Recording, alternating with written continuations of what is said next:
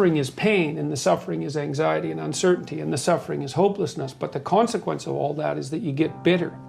And when you get bitter, you get mean and you get cruel and you start to hurt yourself and other people. So it's not only that if you don't have a goal, you suffer. It's that if you don't have a goal, you suffer, and then you get cruel and bitter and resentful, and then you start to actively try to make the world a worse place. And so because you can't suffer pointlessly without becoming bitter, and you can't become bitter without becoming cruel.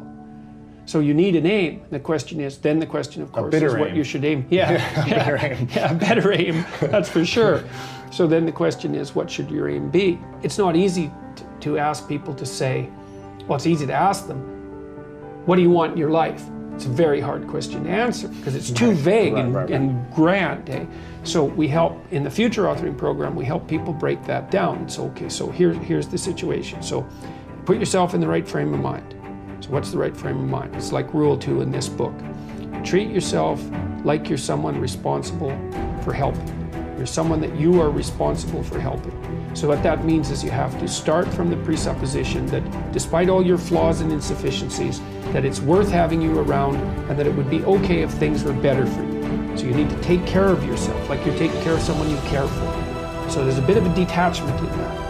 And then the next thing is, okay, so now look 3 to 5 years down the road. Okay, you get to have what you need and want, assuming you're being reasonable and that you actually want it, which means you're willing to make the sacrifices that would make it possible. What do you mean by reasonable?